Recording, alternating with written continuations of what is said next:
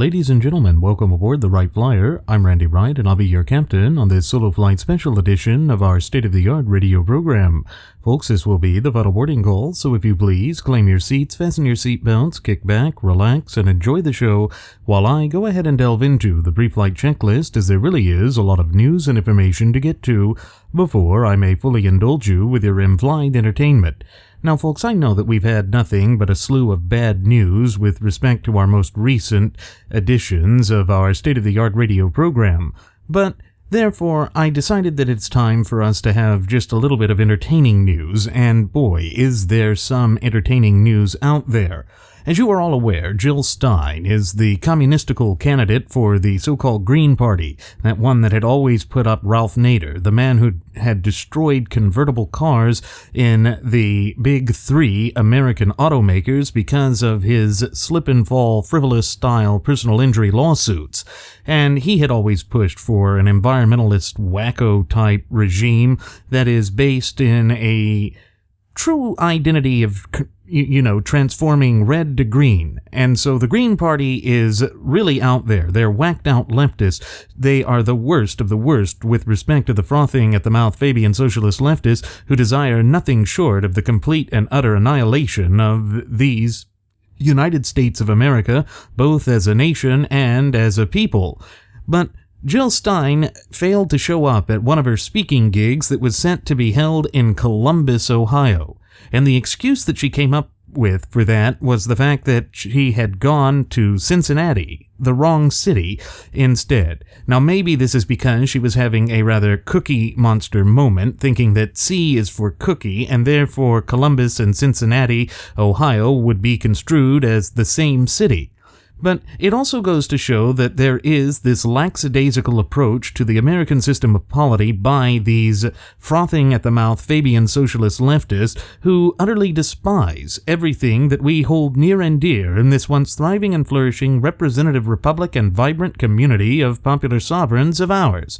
But what it also speaks to is that these leftists will try and come up with any excuse to bamboozle the true ultimate wielders of popular sovereignty, we the people. And that's one of the major and significant problems with respect to them, because they just believe we're that stupid. Now, some of our more cynical friends might claim that the proof is in the pudding, that the whole idea that the gutless opposition party, or GOP, had nominated the New York billionaire, businessman, real estate tycoon, and all-around vulgarian, Donald J. Trump, who also happens to go by the two alter egos of John Barron and John Miller on any given day, is proof positive that we are stupid. And they may have a point there. However, we here at Radio Aviation Excellence, the Wright Flyer, do not just wish to besmirch and belittle the American people. I think that there were efforts there of disillusionment, and there was, of course, lying that ran rampant. Not to mention that on top of all of this, there is rank and rampant intimidation that has occurred at the polling places. Recall that back during the Silver State Caucus in Nevada, there were people who were counting votes who were basically dressed out and decked out in the garb of a Trump campaign Trumpidiot. Now, that should not be allowed to come to fruition, and we decried it when it occurred, but that was simply ignored. The graduates of Pavlov School of Journalism for the salivating mainstream media said that this was average behavior, and nothing was really made of it. And of course, what that boils down to is that that is the state in which dingy Harry Reid is their senator. Therefore, corruption just runs rampant. It's par for the course. It's part of a new norm in the system of polity for the Silver State. But we here at Radio Aviation Excellence, the Wright Flyer, call things as we see them. We also have this deep-seated belief that the truth always has a way of shining through, particularly when you least expect it. But with respect to Jill Stein over there with the Green Party, she flew to a city that was 120 miles away from the city that she was scheduled to speak in. Therefore, she must have left a lot of her fans and followers, the zombies of the Fabian socialist extremities of the left, very upset with her rather bad mistake there. This is the sort of thing that politicians are known for, making mistakes, but never so glaring or open as obvious as this one. They're known for making mistakes about particular popular sports teams that are connected to the general locale where they are giving some stump-thumping speech or some campaign rally, and it's all designed to make them appear as though they're part of the normal community, that they are in touch with the needs of the people. Of course, it's nothing short of bread and circuses, the sort of distractions that had brought down the Roman Empire a long time ago. You see, this is the sort of thing we need to be cognizant of, and we have to just laugh about this kind of stuff, particularly when you consider just how dire the consequences and circumstances that are facing this once thriving and flourishing representative republic and vibrant community of popular sovereigns of ours is facing right now as I sit here and speak into this microphone conveying this message unto you. It truly is shocking to see that these politicians can go about and engage in this sort of chicanery and not be held accountable for it. There was a release from Randy Ludlow from the Columbus Dispatch from Friday, September 2nd, which said that Green Party presidential candidate Jill Stein was scheduled to speak at Capital University in Bexley at noon today, but it looks like she's running a little late. That's because instead of flying into Columbus, she accidentally went to Cincinnati instead. Well, does that raise significant questions as to whether she is a bit senile, or perhaps her campaign is purposefully sabotaging her attempts, or maybe she's just that dim-witted? It's really difficult to say, but what it truly exposes is that the gutless opposition party, or GOP, is not the only one that has a bizarre candidate at the helm of their presidential aspirations for this disastrous 2016 presidential election cycle. You can't make this stuff up, folks. This is the sort of thing that is beginning to dominate the news cycles, partly because the frothing at the mouth Fabian socialist leftists don't want Hillary Rotten Clinton's negatives to show up, and B, because the graduates of Pavlov School of Journalism for the salivating mainstream media has nothing better to do. They just don't want to focus on Hillary Clinton's kerfuffles that keep coming up, like the email scandal or that whole issue with respect to Huma Abedin, her left-hand woman, who is having a lot of problems, where apparently she has decided to separate from her disgraced former congressman husband, Anthony Weiner, who also took a page out of the Donaldoff's playbook there in using the alter ego of Carlos Danger when tweeting his wiener to women who really didn't want to see it.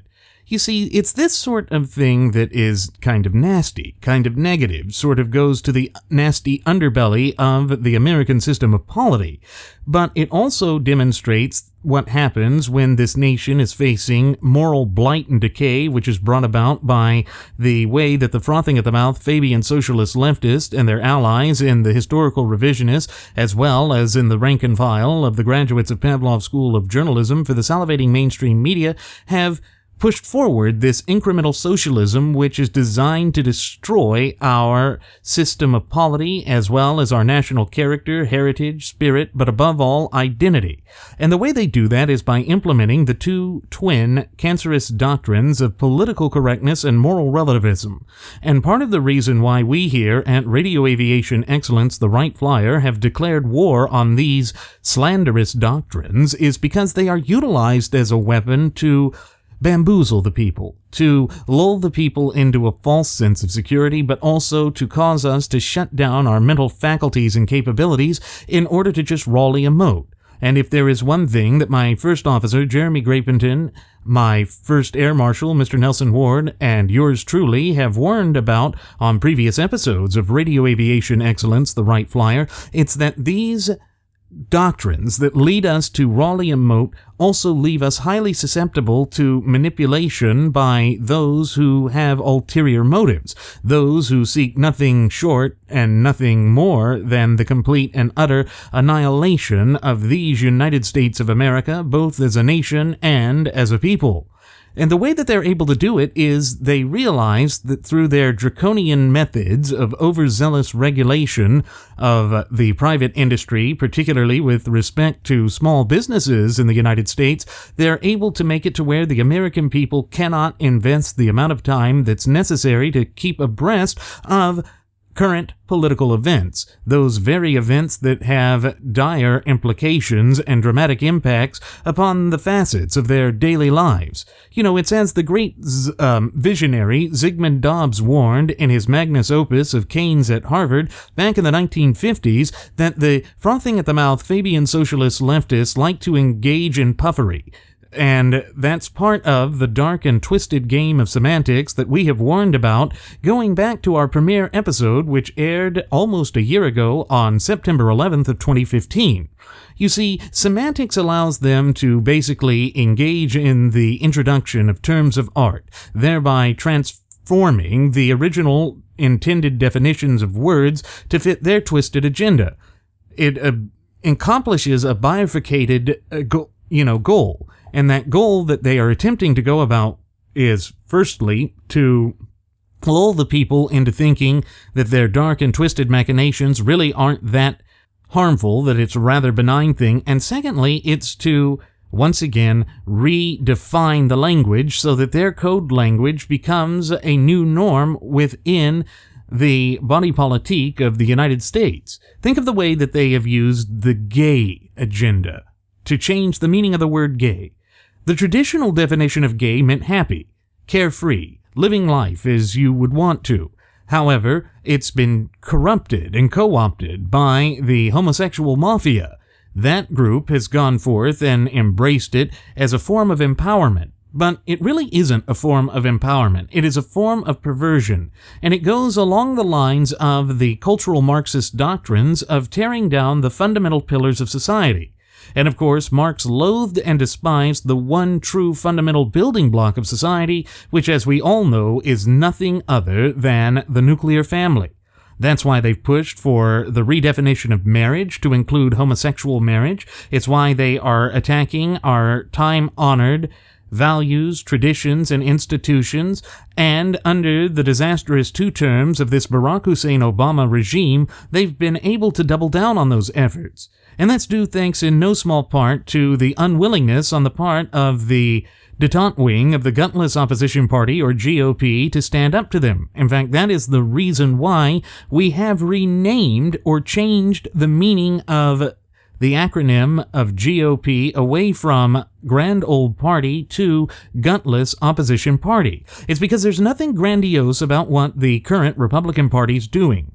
Other than a select few, such as Texas Senator Ted Cruz, Utah Senator Mike Lee, and Nebraska Senator Ben Sasse, we see that there aren't that many who are actually standing up for the true supreme law of the land, which, pursuant to Article 6, Clause 2 of our shared United States Constitution, the Supremacy Clause, is none other than our Constitution itself.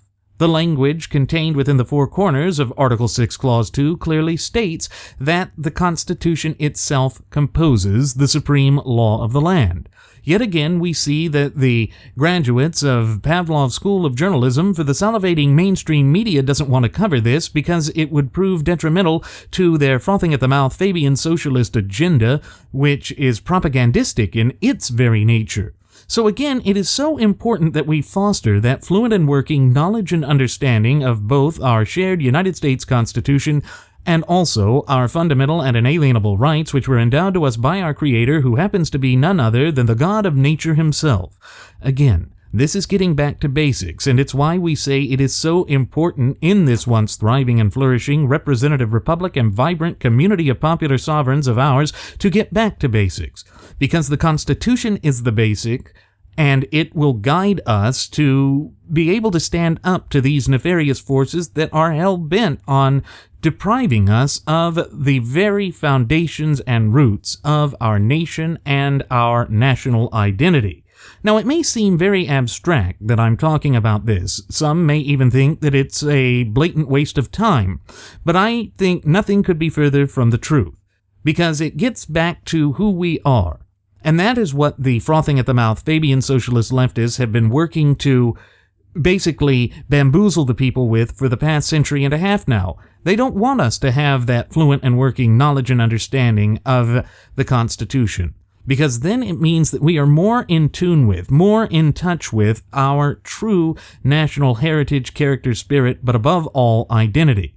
You see, that's why they engage in identity politics. They want to use the tried and true, albeit threadbare, tactics and strategies of divide and conquer, thereby pitting American citizen against American citizen in the hopes that we tear out each other's jugulars to bleed the nation dry. And why would they do this? Because, again, the only way that their ideas can compete is certainly not in the free marketplace of ideas. Rather, it is through coercion, force, and by chicanery. It's because their ideology is theft by any other name. There really is no way to candy coat that or sugarcoat that, and nor is there any way, when the truth is being objectively observed, to sweep that under the rug. But the graduates of Pavlov's School of Journalism for the salivating mainstream media will go out of their way to do everything within their power to strip and deprive us of the truth. It's because they realize that the truth will weaken them. But we have to remain resolute. And so, going back to this story of Jill Stein, the Green Party nominee, flying to the wrong city and basically saying that it was a simple mistake, it goes to show that that's what happens when you don't have a connection with the things that matter within a nation. Her twisted ideology and philosophy, just like her plane landing at the wrong airport and city, is a reflection of just how wrong Fabianism is for these United States of America and for her citizens. Again, it requires that we, the true ultimate wielders of popular sovereignty in this once thriving and flourishing representative republic of ours, be vigilant to these efforts to unravel the societal fabric of our beloved homeland. That is, by the very design of this nation, our founding fathers intended for us to proactively maintain and safeguard our fundamental and inalienable God-given rights. No one else has the authority nor with the wherewithal to literally stand up for those things that are the most important to us. No one else has the ability to restore these United States of America back onto the path to prosperity. That is strictly limited to us, and that is by design. Because, once again, if you recall, if there is one person who claims to have messianic powers to act in solo fashion to save this country, then they can also act in solo fashion to utterly and completely annihilate the country. That's why we don't like to have just an overzealous concentration of power or authority in the hands of either a singular individual or entity. That's why we have the separations of power. The Constitution establishes 3 separate branches of government in order to prevent one branch of government or one governmental officer from amassing so much power that they can completely control the reins of political power in this constitutionally endowed federalist representative republic of ours. But the frothing at the mouth Fabian socialist leftists, and I think even the detente wing of the gutless opposition party, do not want there to be those separations of power anymore. They yearn for the type of power that a dictator or a totalitarian could possess and wield. And that's exactly what they are hoping to do. They wish to transform the United States of America away from being a constitutionally endowed, federalist, representative, Republican form of government to some dark, twisted, Orwellian, Fabian dystopia. That is the last thing that we should ever allow to come to fruition in this great land of ours. But you're certainly never going to hear the graduates of Pavlov's School of Journalism for the salivating mainstream media ever analyze it in this fashion. And the troubling aspect, particularly with respect to this disastrous 2016 presidential election cycle, is that the so-called right-wing or conservative punditry and commensurate have abandoned their principles and positions and have gone along with the mafioso quafioso who has never once truly, in his 70 years spent on God's green earth, ever embraced true constitutionalism or true movement conservatism, and therefore they've sold their souls out. And it's why I have nicknamed this election cycle as the election cycle of betrayal, because we have been betrayed, and that betrayal is only getting worse. But when the mafioso quafioso crashes and burns, as he inevitably will, they are going to try and lay the blame squarely at the feet of those of us who stood by our principles, by those of us who continued to embrace the spirit of the foundation of these United States of America.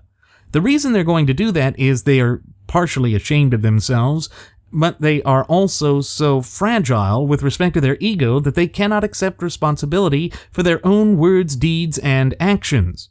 But you know what the cornerstone of our nation is, what allowed us to be such a robust nation in our relatively brief yet illustrious history, is the fact that we accept self-accountability, self-responsibility, and when those things work in tandem, it provides us with self-determination. That is what it takes to be a free nation. That is what it takes to be the true ultimate wielders of popular sovereignty in a constitutionally endowed federalist representative republican form of government. That is the truth that we speak to here at Radio Aviation Excellence, the Wright Flyer.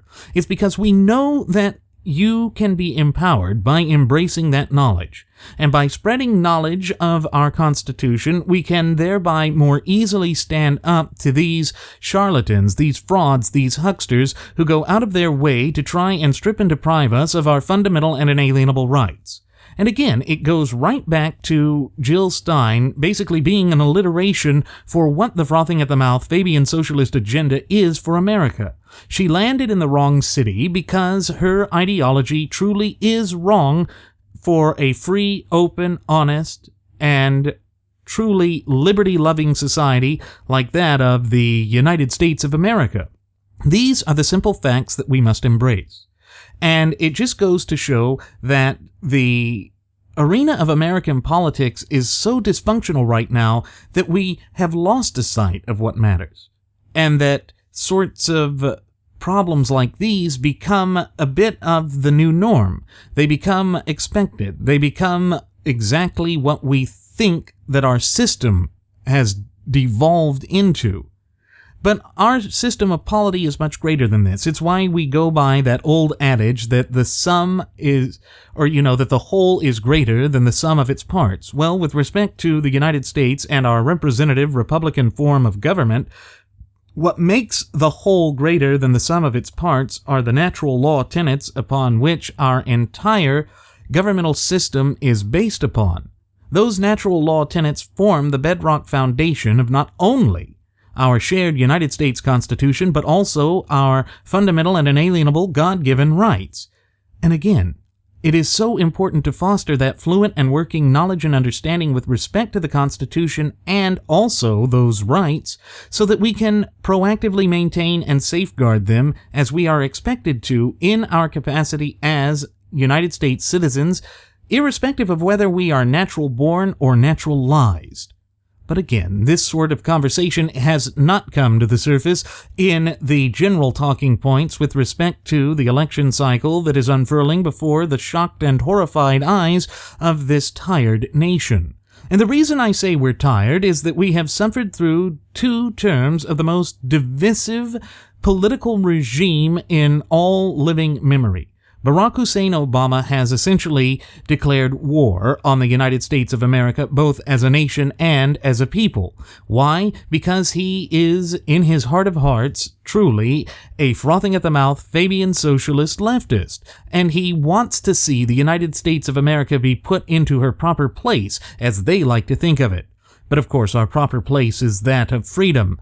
Our proper place is to go by the voices that have guided us since the inception of this nation some 235 plus years ago, the voices of our founding fathers. And of course that brings me to that old adage that Benjamin Franklin said after a young woman ran up to him shortly after the completion of the Constitutional Convention and asked him what he had given us, or what they, the founding fathers, had given us. In his sagacity, Ben Franklin turned to her and said, "A republic, and here's the important part, if you can keep it."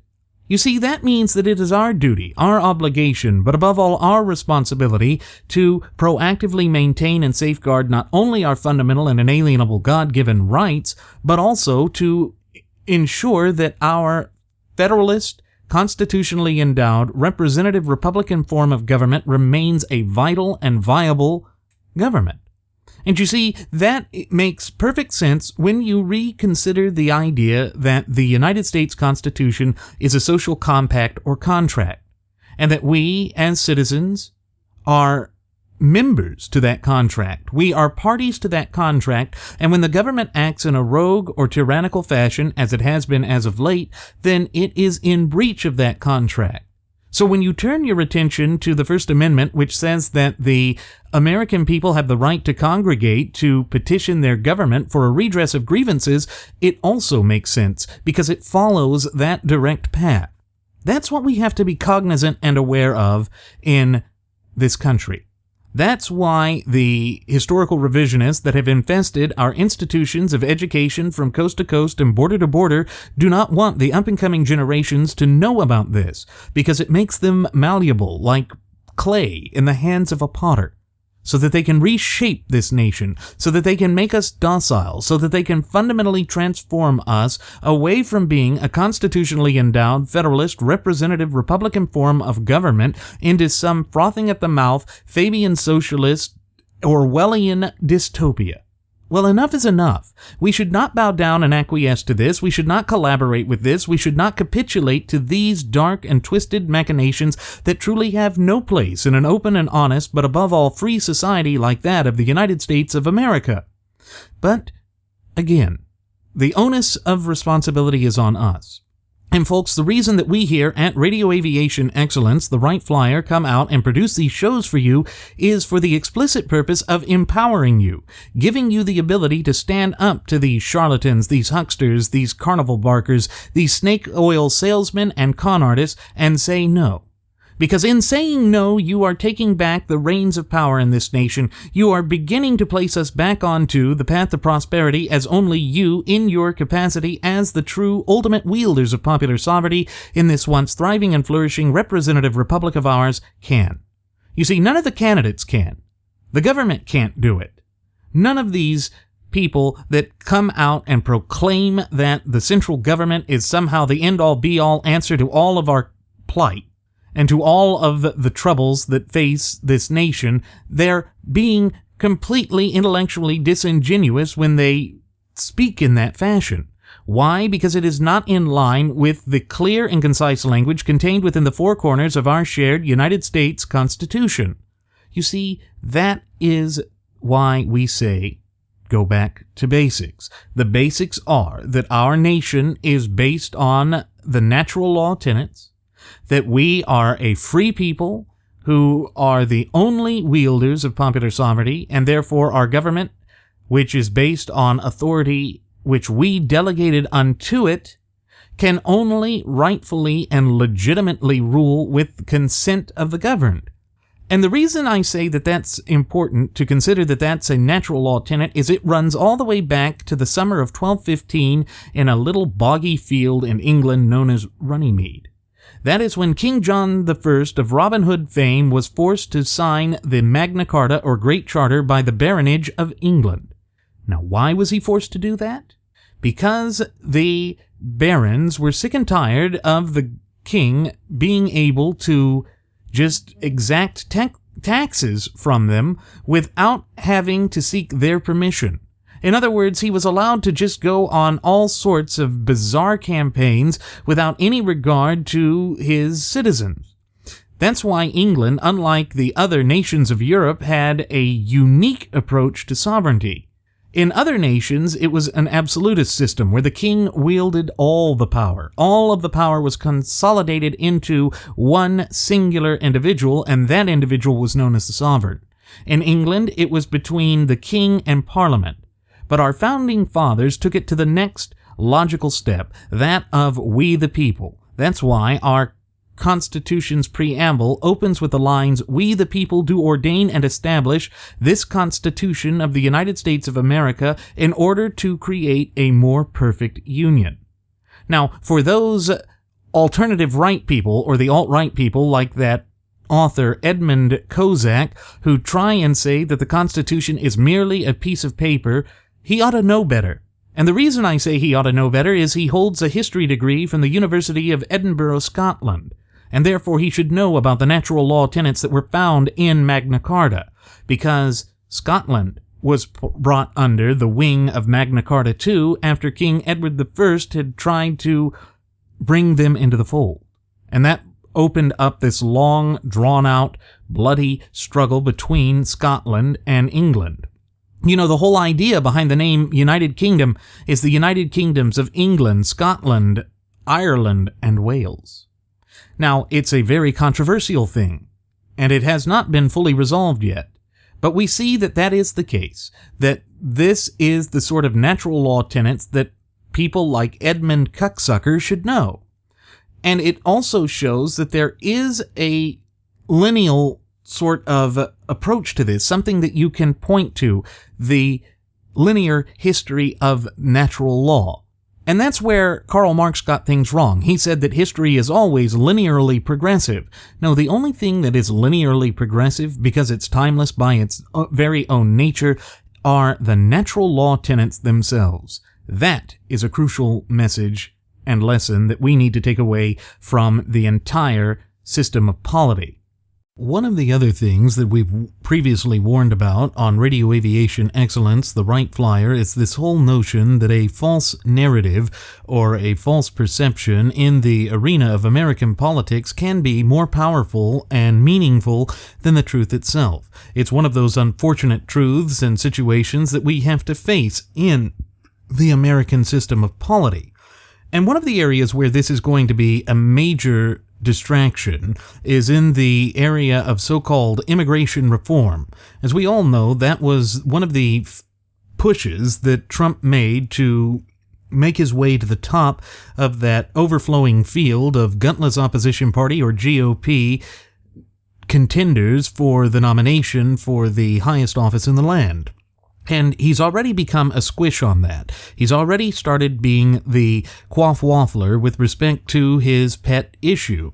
And it has made some of his followers, like Little Orphan Annie Yep Yep Toto Coulter, the floozy, exceedingly upset because she had written this ridiculous book called In Trump We Trust, essentially deifying the New York vulgarian E pluribus awesome, which sounds very childish in point of fact. But we see also that there was this man who goes by the name of Marco Gutierrez that created an organization known as Latinos for Trump.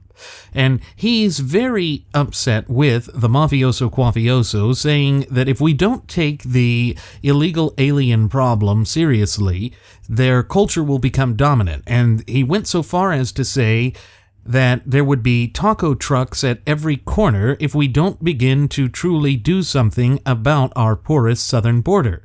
Now, folks, I don't want you to take what I'm saying at face value.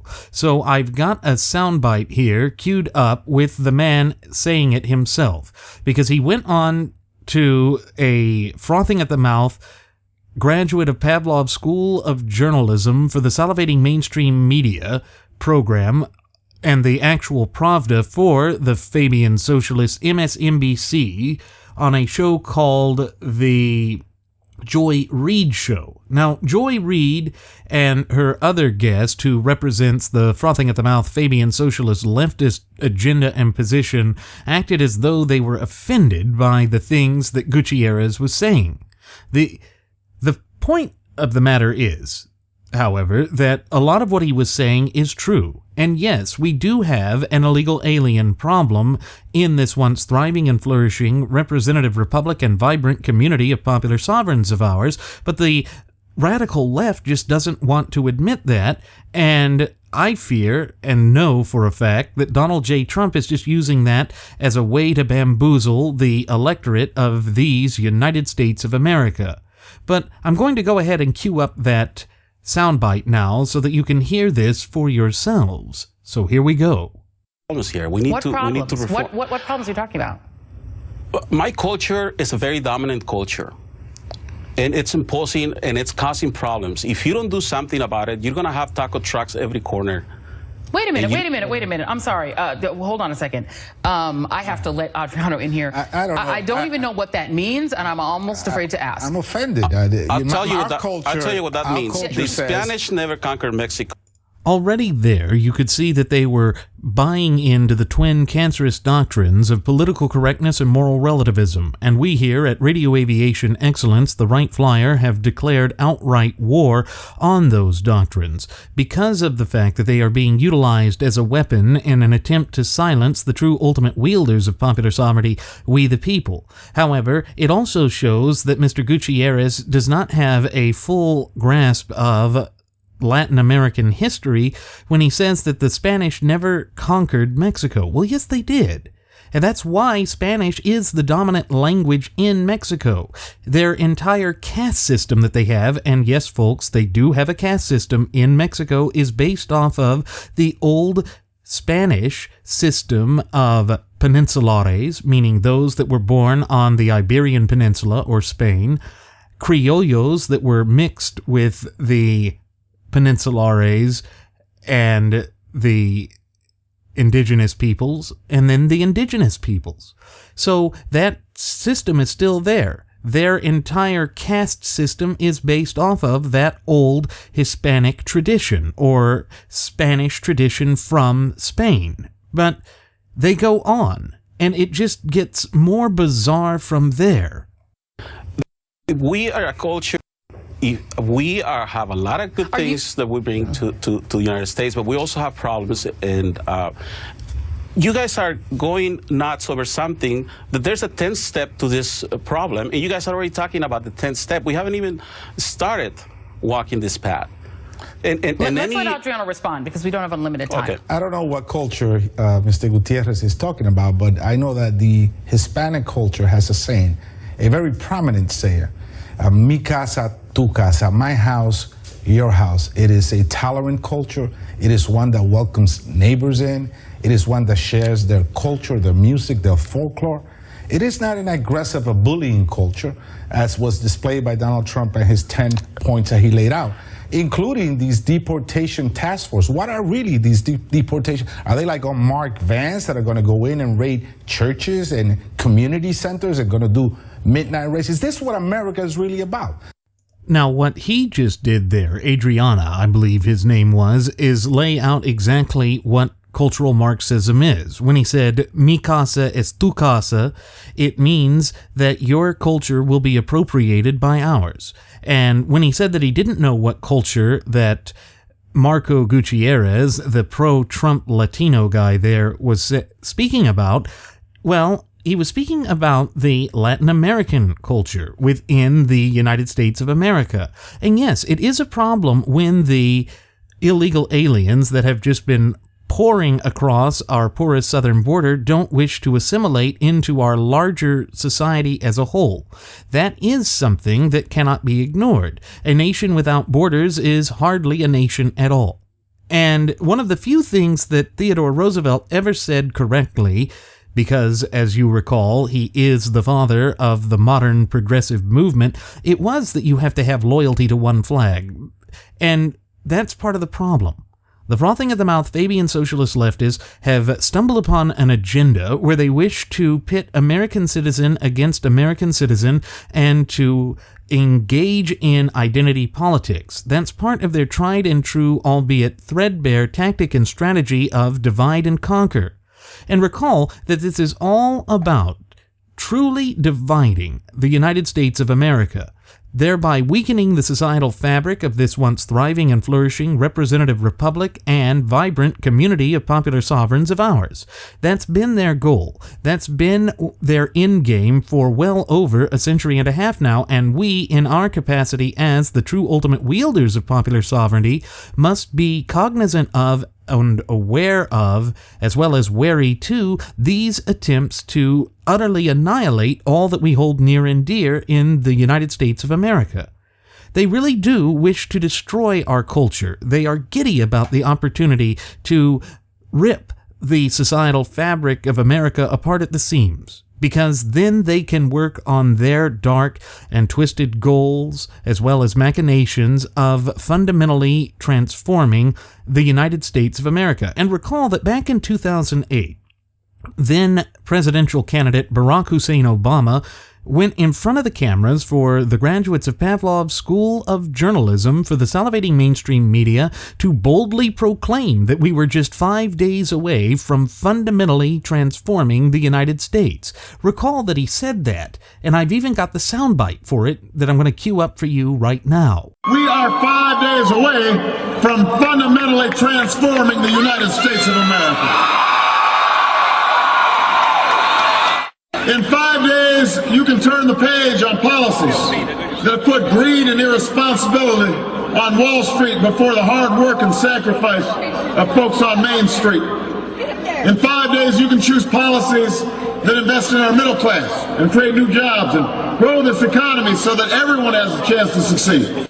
Folks who can't pay their medical bills or send their kids to college, or you not being able to afford college, or thinking about that $30,000 or $40,000 or $50,000 worth of debt that you might have to carry. People who can't save for retirement. You know, ordinary Americans, we can't take a back seat to CEOs and Wall Street banks for 4 more years. But remember, we've faced difficult times before. The American story has never been about things coming easy. It's been about rising to the moment when times are tough. Some of you may be cynical and fed up with politics, and you have every right to be. But despite all of this, I ask of you what's been asked of Americans throughout our history. If you'll stand with me and fight by my side and cast your ballot for me, I promise you this, we will not just win Missouri, we will win this general election, and together we will change this country and we will change the world. Thank you. And so there you have it, folks. He was literally going out there and saying that he was going to fundamentally transform the United States. It was to take us away from being a constitutionally endowed federalist, representative, Republican form of government and to change it into the frothing at the mouth Fabian socialist agenda. And it was done with cultural Marxism. And I think it's interesting that he mentioned 8 years ago that people had a right to be cynical with their government, except that that is a far different tune than he has taken throughout the course of his 2 disastrous terms of this unspeakable regime that has gone above and beyond anything that we have encountered before in living memory with respect to transforming this once thriving and flourishing representative republic and vibrant community of popular sovereigns of ours into this frothing at the mouth Fabian socialist dystopia that truly has no place in an open and honest, above all free society like that of the United States of America. So we see that this is what they are trying to double down on. And with respect to Mr. Gutierrez, who went on to that just frothing at the mouth Fabian socialist program there and MSNBC, he's falling into the trap because the graduates of Pavlov's School of Journalism for the salivating mainstream media will use this to try and lambast all conservatives, to show once again that somehow conservatives are disconnected with the human element of the American system of polity, that we are just these destructive, hateful type of people that should be ignored or to be marginalized and to never have a say within the American system of polity ever again. And that's, you see it that they've already lined it up with this bogus so-called Republican war on women, the Republican war on minorities. Again, it goes back to that dark and twisted game of semantics that they have always dabbled in. It's because they want to convince us that our traditional and working definitions of words in this nation don't matter, and it allows them to make us sound bad. It's all part of the way that Saul Alinsky, that lead deviant of the frothing at the mouth Fabian socialist leftist, put out in his Bible for the Fabian movement, his so-called magnus opus of Rules for Radicals, which he dedicated to Lucifer, the fallen angel of light, who is none other than Satan himself, when he said that you take an issue or a person and you capture it, you freeze it in a moment of time, then you polarize it. When you do that, it causes people to shut down their mental faculties and capabilities and to just rawly emote. Well, is that not what we have seen come to the forefront all throughout this disastrous 2016 presidential election cycle thus far? Have we not been led down the path of just going out of our way to just delve into these frothing at the mouth Fabian socialist agendas? Because we are sick and tired of politics and that we've become cynical? Of course we've become cynical because of the way that the gutless opposition party, or GOP, has simply done nothing to stem the tide of Barack Hussein Obama's disastrous regime, his failed public policies, his attempts to drastically, radically, permanently and irreparably transform the United States of America away from being that constitutionally endowed, federalist, representative, Republican form of government that we know and love. You see, again, it goes totally against all that we hold near and dear. Why? Because it is designed to do so. It is designed to do so because the frothing at the mouth Fabian socialist leftists are literally trying to redefine us as a nation and as a people. They want to go forth with these twisted machinations of theirs to try and force us into this untenable and unacceptable situation. Again, it's because they think they see a light at the end of the tunnel, and they believe that that means that their victory is within grasp. But that light needs to be the light of liberty, that indomitable and unconquerable spirit of the true ultimate wielders of popular sovereignty in this once thriving and flourishing representative republic of ours, we the people. You see, that is the message that we try to convey here at Radio Aviation Excellence, the Wright Flyer. Why? Because we wish to empower you, our cherished listening passengers and audience members. That's why we go forth and produce these shows. When you are empowered, that's when you have the ability to realize that you, in your capacity as a true ultimate wielder of sovereignty in these United States of America, have the ability, and you alone have the ability, to stand up to the government and reiterate the most powerful monosyllabic, most universally understood two-letter word in the English vernacular, that of no.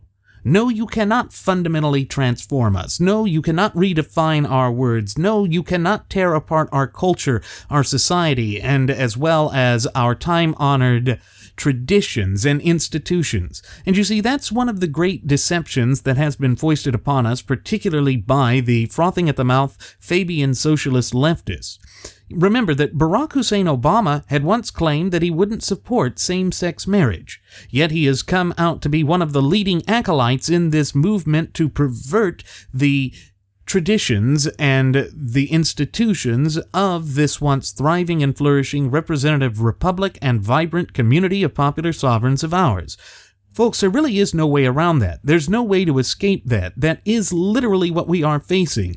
And they think that they're not going to encounter any meaningful resistance because, let's face it, folks, and I hate to be the bearer of bad news with respect to this, but the gutless opposition party, particularly the detente wing thereof, has been completely ineffectual in dealing with it. Why? Because they refuse to coalesce around true, dyed-in-the-wool constitutional compositionists, good and decent people like Texas Senator Ted Cruz and Utah Senator Mike Lee, as well as Nebraska Senator Ben Sasse. Why do they refuse to coalesce around these people? Because they realize that going back to the strict adherence to the clear and concise language contained within the four corners of our shared United States Constitution, which, pursuant to Article 6, Clause 2, is the supreme law of the land, will work against them. It will take away their ability to illicitly amass greater amounts of power unto themselves at the expense of the true ultimate wielders of popular sovereignty, we the people. That is one of those self-evident truths. And we must deal with self-evident truths. We must be willing to grapple with these untenable, unsustainable, and unsavory things that are facing us both as a nation and as a people. Otherwise, we will continue to bear witness to these attempts to utterly redefine us and to destroy us and to pit us against one another, continue unfettered. But not just continued unfettered, we'll see the death spiral that is currently afflicting the United States of America accelerate exponentially. And folks, I think we can ill afford it, particularly when you consider that the United States of America is currently in the midst of both an identity crisis and a slew of constitutional crises that have been brought about by those who have just recklessly been trying to tear this nation apart. Again, this is why we can't just turn to some messianic figure and believe that this figure will somehow magically save the country, or that this figure is proactively working to maintain the fundamental tenets that are found within the United States Constitution. And that's the tragedy of this 2016 presidential election cycle thus far. Neither one of the candidates for the two mainstay political parties believe in the Constitution.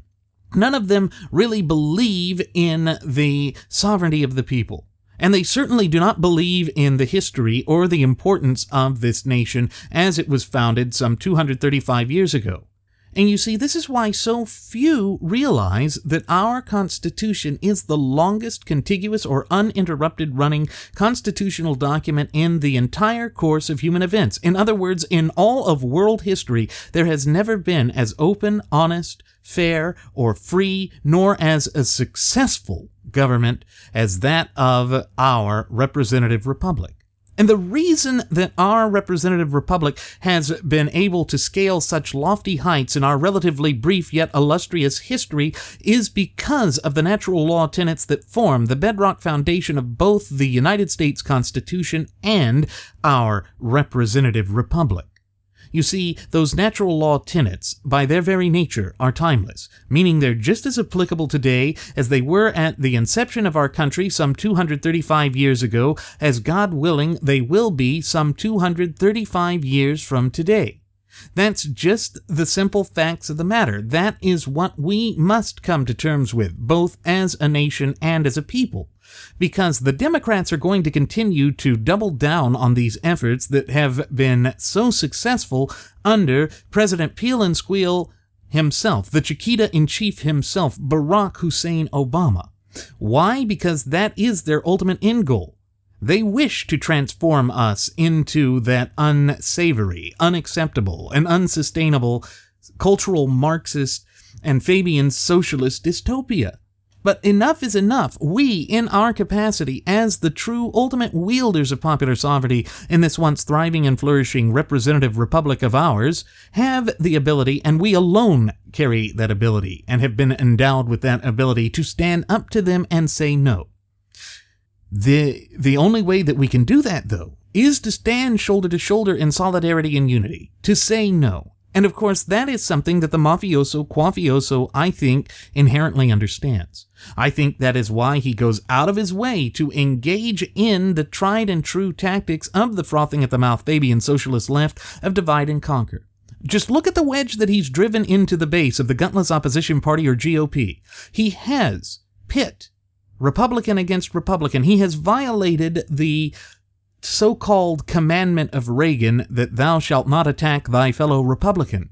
Well, he's done it, and he's done it at far greater zeal, or with far greater zeal, rather, than he did going after Hillary Rotten Clinton, and he still has, as of yet, to really go after any Democrat senator other than maybe the Hiawatha hussy Pocahontas Elizabeth Warren herself. But again, that was very tepid and light compared to the attacks that he unleashed against Texas Senator Ted Cruz or Florida Senator Marco Rubio or any of the former slate of candidates who were his opponents all throughout the primary process.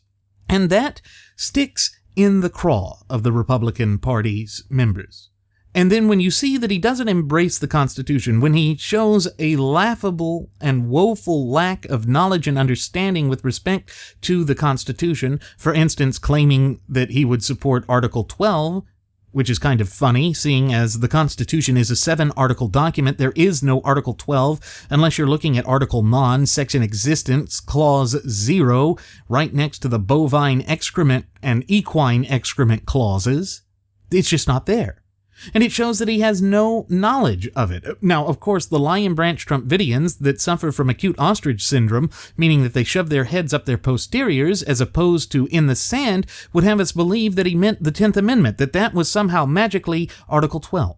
But of course, that too shows a lack of understanding and certainly a lack of intellectual genuine intellectual capacity there, because the way that you read the Constitution is the 7 articles, and then the Bill of Rights, or the first 10 amendments to the United States Constitution, are read as a separate section. So it shows they don't understand how to read it, or they are just being intellectually disingenuous in their attempts to just genuflect themselves to protect the mafioso quafioso who is their fearless leader. That's the danger of a cult of personality, and that's why General George Washington and then President George Washington warned about breaking into competing and disparate factions in his farewell address. He said that we would lose sight of the overarching picture of what is important to us both as a nation and as a people. And he's absolutely right. We have lost sight of the Constitution, and this is the end result. But the United States of America has been sliding to this despicable position for quite some time now. It's not something that we can easily escape. It's not something that can be ignored. But the graduates of Pavlov's School of Journalism for the salivating mainstream media would have us ignore this. That's why they won't cover it. The historical revisionists would have the up-and-coming generations not know this, in the hopes that those generations which have yet to be born will be stripped and deprived of the ability to freely exercise their fundamental and inalienable God-given rights. You see, that's just how dark and twisted the machinations of these lunatics are. And yes, folks, I believe lunatics is an apt description for the frothing at the mouth Fabian socialist leftists, as well as those nefarious forces that have enabled them for generation after successive generation. And of course, I lay the finger of blame on that with Donaldolph Julius Caesar Trumpolini, because you've seen that throughout his years in the private sector, what the Lion Branch Trumpidians tried to protect with by saying that that was the cost of doing business in New York, which is openly hostile to the business community, by just donating so much to the worst offenders, to the most dyed-in-the-wool, frothing-at-the-mouth Fabian socialist leftists who wish for nothing other than the complete and utter annihilation of the United States of America, both as a nation and as a people. You just can't escape it. But they try. They try, and they go out of their way to lambast and attack anyone who disagrees with them or refuses to fall in line with the mafioso quafioso, and it's despicable, it's disgusting, and it truly has no place in an open and honest but, above all, free society like that of the United States of America.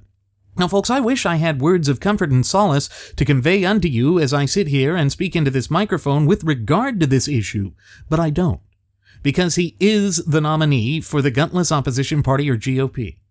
And unless there is some act of God, he will continue to be. And I think that the condition of the base of the Gutless Opposition Party, or GOP, right now is so divided that we would be wholly unable to come back from what he's done.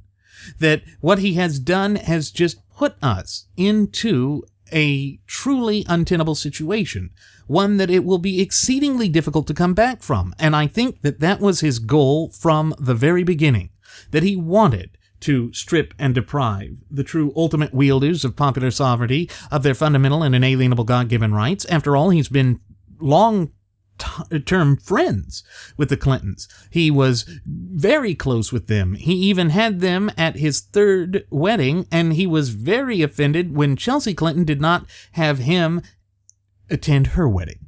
You see, it's this type of chicanery that we have to be aware of. It's this type of duplicity and dichotomy that is being foisted against us and ignored by the graduates of Pavlov's School of Journalism for the salivating mainstream media, but more importantly by the Lion Branch Trumpvidians who are just huddling together in the Trumpvidian tabernacle, going into a Lullard-type trance to ignore the truth that is unfurling before their very eyes, that has led this 2016 presidential election cycle to become the election cycle of betrayal. And it's certainly been foisted upon us, due thanks in no small part to the lying efforts of Matt Drudge, who is the William Randolph Hearst of cyber news outlets. It's certainly by Lush Bimbo, who claimed that he didn't take Trump seriously with respect to his immigration stance, yet at Red State, they put out a piece where they showed that he had essentially put out a newsletter in which he said you were crazy if you didn't believe Trump on his immigration stance. And that was back in June. So Lushy there, Lushbo, were you lying then? Or are you lying now? Or have you been lying throughout this 2016 presidential election cycle? You have lost all credibility because of your chicanery, because of your unwillingness to embrace the principles and tenets and belief system that you have espoused on the air since 1987.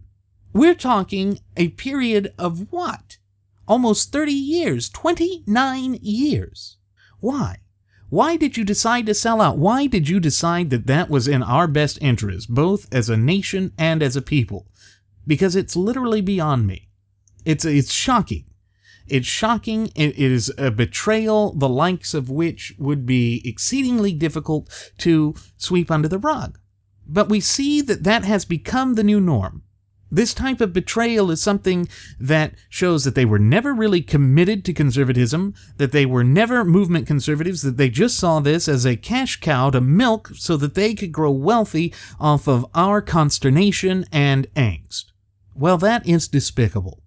And I do believe that the ramifications for this are going to be far-reaching, that the impact of this will stretch well beyond the time the dust settles from this disastrous 2016 presidential election cycle. Mark my words, folks, the anger is palpable. It's there. The discontentment, the disenfranchisement, it's there.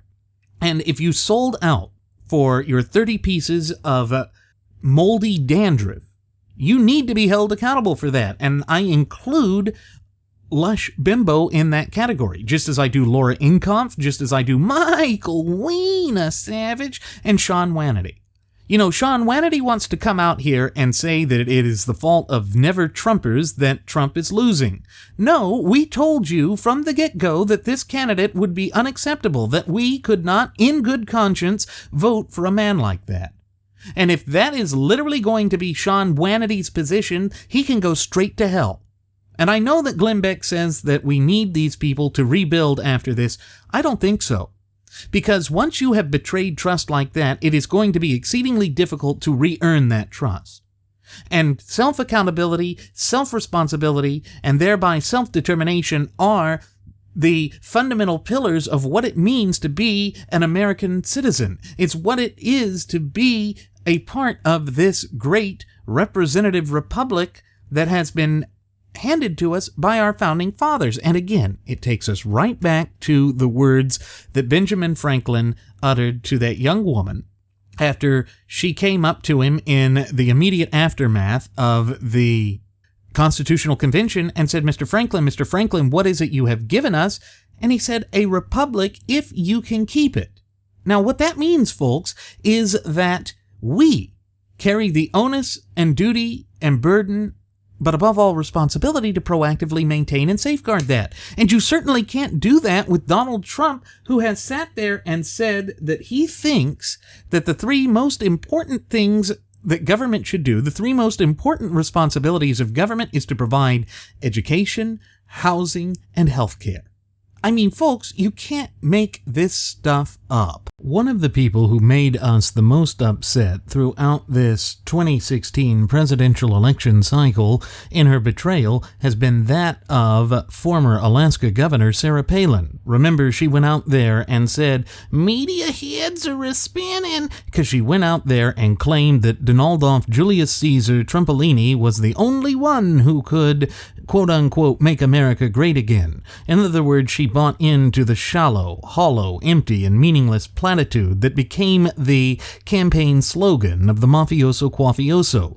Now, of course, we here at Radio Aviation Excellence, the Wright Flyer, have basically rejected that because it presupposes that these United States of America ever once ceased being great. We have not ceased being great because we still have our Constitution. But what's so interesting and goes along with the theme of betrayal and deception that have become the cornerstones and hallmarks of this disastrous 2016 presidential election cycle is that now Sarah Palin is very concerned with respect to Donald Julius Caesar Trumpolini's wishy-washy position on immigration reform. This occurred on the O'Reilly factor back on August 26th when she went out and made this warning. In other words, she's very upset with Donald for his softening here, and I've got a soundbite to cue up just to show the depths of depravity that has just become her new problem. That Trump didn't garner a lot of enthusiastic support by being soft on anything, but by having a still spine and doing what he knows that the majority of Americans want, and that is to put a stop to illegal immigration. Donald Trump understands that enforcing the laws and building that wall are paramount to what the will of the people is, and thank God he's still preaching that, because if he were not, then there would be a huge erosion of support. Yeah, I would guess so. But let's talk a little bit about the, granted, the wall goes up, you keep illegals out, and I think every GOPer on all, the full spectrum of the right would agree with that. What about the amnesty part? What about the part of the 11 or 12 million who are still here, not sending them back, whether it's a path of citizenship, letting them stay, or just letting them stay? Your thoughts? Well, we have to quit incentivizing those who are here illegally, keeping them here by not employing them, not giving them free health care, free college, free phones, free Happy Meals, free anything. There is such an incentive to keep people here who are here. They have trespassed illegally. And, Trump really needs to focus on that, is the disincentive that must be put into play in order for these people to not be here. But that's the thing. Trump is not serious about this. He never has been. Because if you go back to the position that he held back in 2012, it was to say that deporting people would be, inhumane. He actually went out and said that then candidate Mitt Romney's idea of self-deportation by enforcing the laws that are already on the books, by going back to this idea that Congress has the ability to pass the laws, and only Congress has the ability to draft those laws, it's just mean-spirited. So Sarah Palin has essentially continued to gulp down aqua flantita and has just lost her marbles. So she is warning Trump not to be who Trump is, except that we have been warning for a lot longer here at Radio Aviation Excellence, the Wright Flyer, that Donald J. Trump is not who he claims to be, that he has never been who he claims to be, and that he is carrying out a con game. Of course, this two-card Monty, of which Donald Julius Caesar Trumpolini has been playing, has been orchestrated, well-designed, to drive a wedge into the base of the gutless opposition party, or GOP, thereby leaving us so hopelessly divided that when it comes to the general election cycle slated for later this November, we're just not going to go anywhere. And while, yes, the polls seem to, at this moment, be tightening, I don't think that that is going to be a meaningful thing. Because if you recall, the polls tightened during the 2012 election and the 2008 election cycle prior to that, and we still lost. And what it comes down to is we, as the Republican Party, lose each and every time that we put forth a candidate who does not espouse conservative positions, who doesn't understand the Constitution, who is not attempting to go back to the limited scope and application of government as outlined and indeed mandated by the clear and concise language contained within the four corners of our shared United States Constitution. But that is the only way that we will ever begin to allow the chains and shackles of governmental tyranny, oppression, servitude, and domination to fall by the wayside, thereby freeing the true ultimate wielders of popular sovereignty in this once thriving and flourishing representative republic of ours to take the steps that are necessary to place the nation back onto the path to prosperity. I wish that the nominee for the GOP was willing to take the steps that are necessary to free us from it, but no, Trump buys into this notion that the government is the end-all be-all, that the government has all of the answers and solutions for the problems that currently face us, when in fact the problems that currently face us can be directly traced to this long pattern, this undeniable pattern of the political powers that be, those elitists that thumb their noses at the true ultimate wielders of popular sovereignty, further distancing and divorcing ourselves from the scriptures of our United States Constitution. And therefore you see this rank and rampant corruption continue to fester at all levels of government. And that is why so many within the electorate are disenfranchised with our entire system of polity. They see that these politicians go out and lie and don't really do what they claim to do. And what is so baffling to me is that so many have bought into this notion that somehow Donald J. Trump is not a politician. Well, you know, he's even worse than a politician. And I can say that because when you stop and think about it, what he has done is gone forth and enabled the worst violators and offenders, those who have pushed this frothing at the mouth Fabian socialist agenda onto the nation and have worked so meticulously, tirelessly, and incessantly towards just redefining this nation and destroying the Constitution, that how can you say he's not the problem? How can you say that he is not worse than a political insider in so much as he has been enabling this for decade upon successive decade? You know, this is a wake-up call to people like Sarah Palin, and if she is truly upset with him, and if she is feeling as though he has betrayed the principles that she thought he was conveying, well, it's too little too late, Sarah. You sold your soul. We tried to warn you. Now your head's a-spinning, you betcha, you hoser, 'cause you can't figure out what it is that led you to embrace a wrong candidate. You can't understand why you decided to stab the one true constitutional compositionist who was in this race in the back. What, did Trump offer you something other than the moldy 30 pieces of dandruff to sell your soul? Because if that is the case, you are a cheap date. And it's a shame. It's a shame because I was one of the ones that defended you in the immediate aftermath of the debacle that was the 2008 presidential election cycle, when John McCain tried to lay the blame for his own ineptitude at your feet. But I see now that you are equally as inept. And by the way, folks, she went out and pushed John McCain against Kelly Ward, who had thrown her support rather timidly, but did, behind the mafioso Quafioso. Now, John McCain didn't support the mafioso Quafioso. And isn't it interesting that all of this comes back, that the mafioso Quafioso has essentially gone out and supported all of the détente wing of the gutless opposition party to continue the status quo of what is unacceptable, to turn his back on the so-called populist message that he's been preaching. And it reminds me of what Paul Manafort, the now sacked campaign leader for the Trump train, had said to the leaders of the gutless opposition party back during the primary process of what you see out there at the stump-thumping speeches is nothing but an act. Well, it is an act. It is a charade, and Donald J. Trump is a clown, a miserable clown that does not represent the best interests of these United States of America.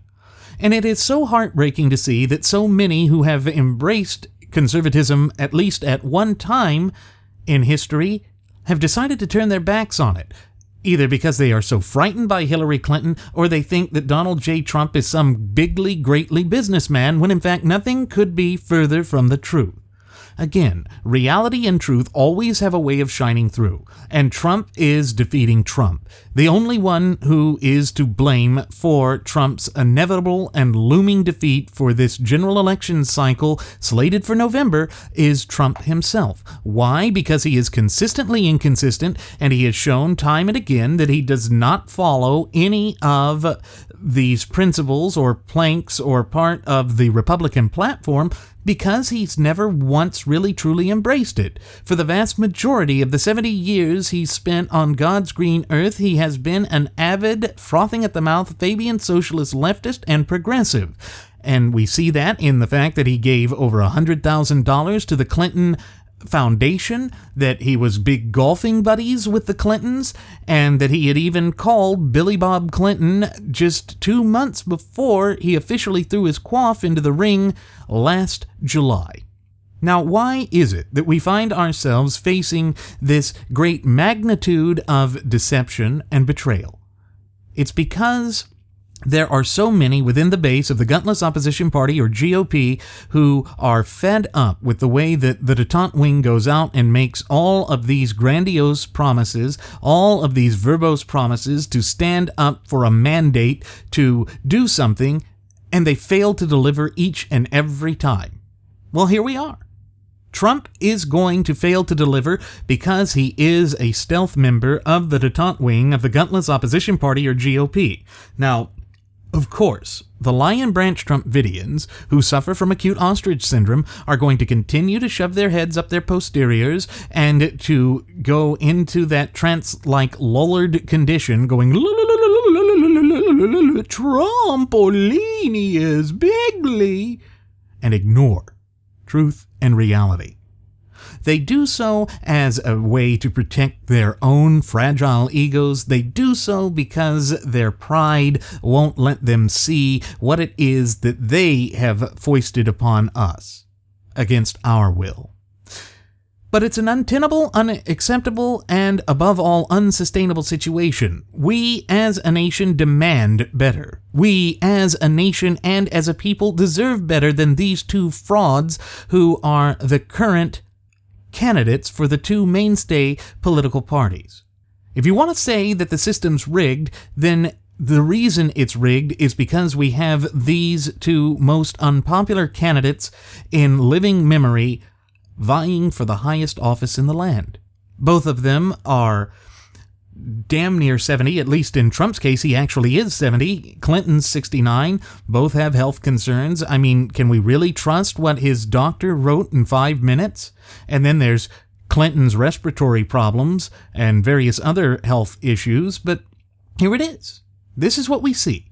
We see that bread and circuses has become the new norm within the American system of polity, and that is a great disservice to the true ultimate wielders of popular sovereignty in this once thriving and flourishing representative republic of ours, we the people. And we here at Radio Aviation Excellence, the Wright Flyer, have been attempting to warn you of this for going on almost a year now.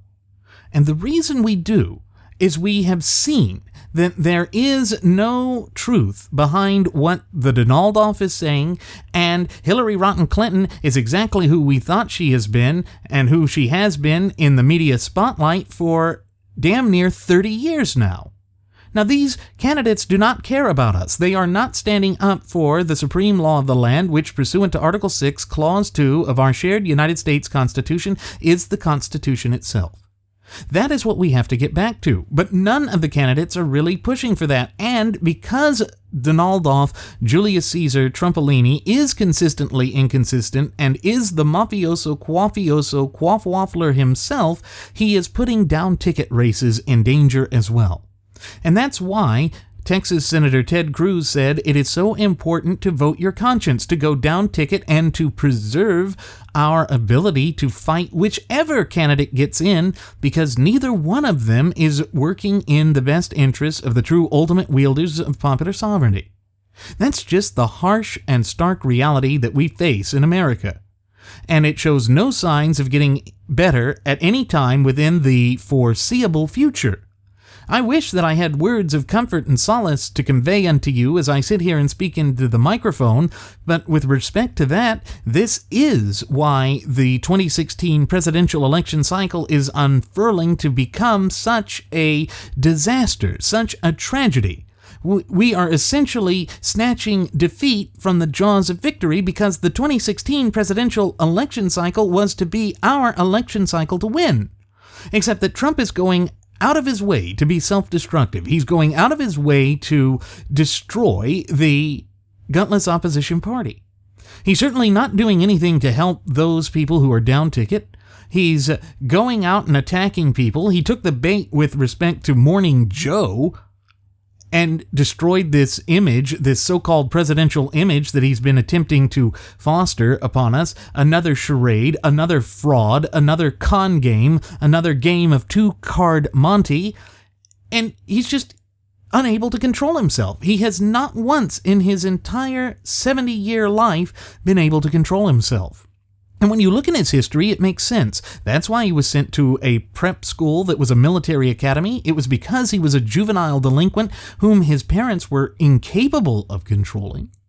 It's because he does not think of anything other than himself, and he has always been just about himself. But we can ill afford that, particularly when you consider in an objective fashion that the United States of America is in the grips of an identity crisis coupled with a slew of constitutional crises because of the current state of affairs that afflicts this once thriving and flourishing representative republic and vibrant community of popular sovereigns of ours. I wish that that weren't the case, but it is the case, and we have to accept facts. We have to face the music, and we must do what we have always done in our capacity as the true ultimate wielders of popular sovereignty. And what we have always done in that capacity is come together, standing shoulder to shoulder in solidarity and unity, and overcome every hurdle, obstacle, and adversity that has been placed in our path in our relatively brief yet illustrious history. That is who the American people are, and that is what we have to get back to. Now, of course, the graduates of Pavlov's School of Journalism for the salivating mainstream media don't want you to think about that. The frothing at the mouth Fabian socialist leftists and their allies in the historical revisionists that infest our institutions of education from coast to coast and border to border don't want you to think about that, again, because it is diametrically opposed to their Fabian socialist propagandistic agenda that truly has no place in an open, honest, and, above all, free society like that of the United States of America. So, how do we overcome this? Again, it's going back to basics. We have to, once again, start looking towards getting society back to us, getting our voice heard within mainstay society.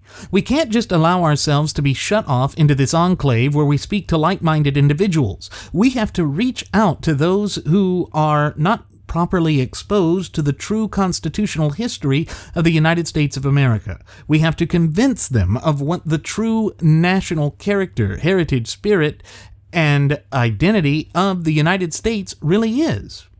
And that is going to take quite some time. Because, let's face it, the United States of America did not reach this deplorable position overnight. The frothing at the mouth Fabian socialist leftists have been meticulously and tirelessly and very patiently working towards this goal for the past century and a half now. That is how stalwart we are going to have to be if we are ever to place this nation back onto the path to prosperity. Now, I know that's far easier said than it is done, but it must be done. And we in America have always embraced doing the challenging things because it is a truly inherent part of who we are, both as a nation and as a people. And that is what we must do, because it is who we are. It is what we stand for. It is what we represent. And it's time that we get back to it. It's time that the nation goes back to basics. That's why my first officer, Jeremy Grapenton, and indeed our first Air Marshal, Mr. Nelson Ward, have said that it's so important to foster this fluent and working knowledge and understanding of not only our shared United States Constitution, but also our fundamental and inalienable God-given rights.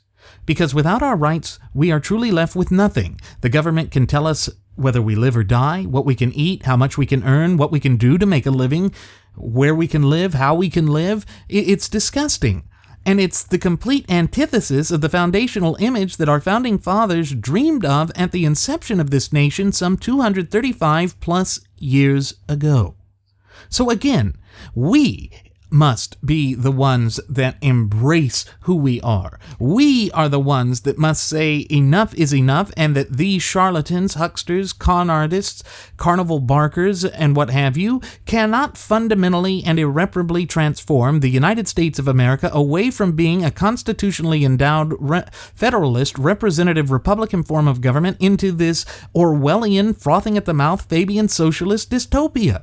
Because it would really deprive us of all that we hold near and dear in this once thriving and flourishing representative republic and vibrant community of popular sovereigns of ours. That's literally the truth, folks. It's that black and white. It's that cut and dry. There's no way around it. And of course, in the slew of all this, we see that Eric Erickson over there at The Resurgent has come out with yet another piece showing that there is this undeniable pattern with respect to the mafioso, quaffioso, quaff-waffler himself. In that every time Hillary Clinton starts to get into some hot water with either the email scandal or whatever other scandal happens to be the topic du jour at that moment, Trump goes out and sticks his foot in his mouth. In this case, it was his trip to Mexico, where he's now out with President Peña of Mexico, essentially in a Twitter squabble as to whether or not they discussed the issue of if Mexico would pay for the wall. Trump said that the issue didn't come up during their discussions, whereas the Mexican media and President Peña are out there saying that, yes, they did bring it up, and they said that they would unequivocally never fund the wall.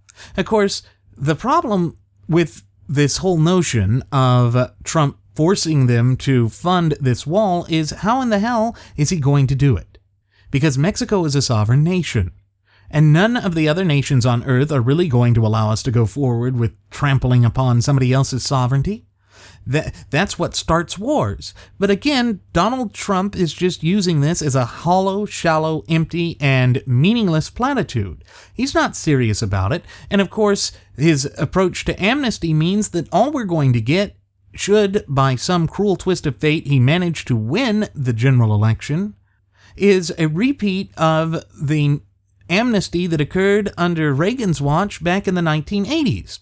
Now, Reagan went out and claimed that this was because Tip O'Neill, who was the Speaker of the House at that time, had promised him that they would secure the border first. But they never do. They never do, and so we just give amnesty, carte blanche amnesty, carpet amnesty, and look what it gives us. It means that we just get into a worse situation, one in which our sovereignty is ignored, one in which all of these diabolical elements can sit there and say, looky, looky, looky, the United States of America is not serious about enforcing their borders. They already have the most liberal and lax immigration policies and laws in the entire free world. Why? Why would they take us seriously when we have given them no reason to take us seriously? We have become nothing short of a paper tiger, and that is a despicable position to find. It is an untenable and unsustainable position as well. And so it means that those who are the most ardent acolytes and followers and devotees of the Trumpidian tabernacle, The Lion Branch Trumpidians themselves are going to once again be betrayed, and they are going to be livid. But they're going to find friends and allies in Quaff News, and they're going to find friends and allies in the so-called right-wing commensurate and punditry that sold their soul for 30 moldy pieces of dandruff when they try and lay the blame at our feet, when in fact they should be looking in the mirror. They were the ones that foisted this untenable, unacceptable candidate, and dare I say, unelectable candidate down our throats and against our will. They are the ones that have allowed the societal fabric to unravel even further by hopelessly dividing the base of the gutless opposition party, or GOP, and they need to be held accountable for it. Now, I know, again, that Glenn Beck says we need to welcome them back into the fold, and sure, we can do that, but we certainly cannot trust them.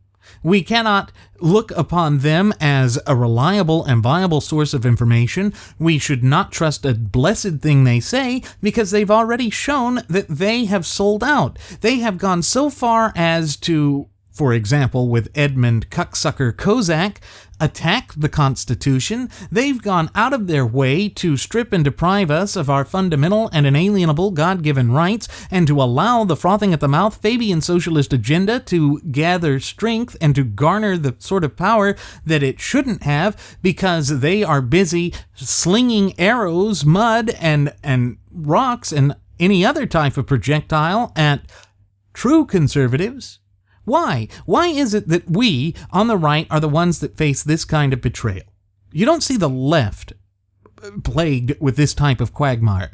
You don't see the left having to deal with this. Now, sure, they're going to try and say that they did with Vermont Senator Noidface Boynme Sanders, the flying saucer, who likes sauce as long as someone else is paying for it, particularly Mad Dog 2020 and Thunderboy Liquor. Yeah, okay, Hillary Clinton is corrupt, sure, but she's still a socialist. And Donnie is corrupt, but he is a socialist, yet claiming not to be. Who is the bigger liar here? I think it is the one who has enabled Hillary, the one who has been her top donor throughout history, the one who is hopelessly dividing the base of the gutless opposition party, or GOP. You just can't ignore this, folks, but that's what people like Eric Bowling for Trumpenbein and little Sean Wannity are doing for Cheeto Jeebus. Why? Because they think he's great. They think he's bigly. They think he's magnificent. They think he's this great populist leader that is going to single-handedly shake the dandruff from his hair, and that will cure all ailments and afflictions that face the nation. But it's all bovine excrement. It's a mixture of bovine and equine excrement, and none of it really is true. Yet it exposes us to greater danger. It allows the frothing at the mouth Fabian socialists to double down on their agenda when we can ill afford it. It's why I have warned on previous episodes of Radio Aviation Excellence, the Wright Flyer, that Donald J. Trump will be the Herbert Hoover of this era. And I say he will be the Herbert Hoover of this era because he is going to be blamed. And it's going to be placed at the feet of conservatives, just as it was in the case of Herbert Hoover. Neither Herbert Hoover nor Donald J. Trump are true conservatives. Neither one of them have stood up for our principles and constitutional values.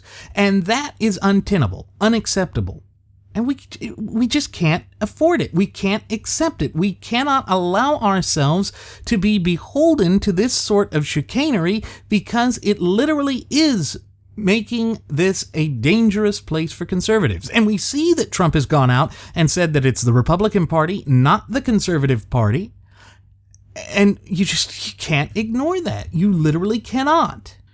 Recall that he did say that. I've even got the sound clip now, folks. House. He's the highest ranking elected Republican in the country right now. He's the chairman of the convention. Back in March, you said he'd pay a price if he didn't get along with you. What is that price? Well, we're going to see what happens. He wants to meet. He'd like to meet, and I think we're meeting on Thursday, and we'll just see what happens. It's just more drama, but I think it's a mistake not to do this. We want to bring the party together. Does the party have to be together? Does it have to be unified? I'm very different than everybody else, perhaps, that's ever run for office. I actually don't think so. I think that... It doesn't have to be unified? No, I don't think so. I think it would be better if it were unified. I think it would be, there would be something good about it, but I don't think it actually has to be unified in the traditional sense. I'm going to do what I have to do. I have millions of people that voted for me because I have strong borders, because I want strong trade. I want good trade. I want trade. I don't want to be an isolationist, but what's happening with China, what's happening with Japan, what's happening with Mexico, they're just absolutely eating our lunch. It's a shame. It's terrible. So I have to stay true to my principles also. And I'm a conservative, but don't forget, this is called the Republican Party. It's not called the Conservative Party. And there you have it, folks. That is part of the reason why this candidate is untenable, unacceptable, and above all, unelectable. And so we will do our part to continue to stand up for the rights and responsibilities and freedoms that we love and cherish. And that means that we will continue to be the voice of freedom. Now, with that said, it is time for us to begin our descent. I'm going to go ahead and send the flight attendant back for one last round of alcohol. Folks, she will not betray you. She's just there to pour alcohol. As always, folks, I'm your captain, Randy Wright, and I want to thank you for choosing to fly the Wright Flyer. I invite you to leave any questions, comments, or concerns you may have either here on our YouTube page, our Google Plus page, or our Facebook page. And on top of that, I invite you to follow us at Twitter with the Twitter handle at RadioAviationEX. One more time, folks, that's at RadioAviationEX. And there you'll find the departure board that lists my personal Twitter account, the personal Twitter account of my first officer, Jeremy Grapenton, and our Blogspot account, which also has now the audio-only versions of our shows that we put up so that you can download them at any time. And then you'll find the Cafe Press account, which is chock full of all sorts of goodies, trinkets, and just apparel and whatnot with our regular logo on it, our first-class passenger logo on it. All that is there at reasonable prices. So go ahead and check it out. And particularly with this Labor Day coming up, you'll be able to enjoy all of those things. So once again, folks, thank you for choosing to fly the Wright Flyer. We'll see you again next time. Do take care.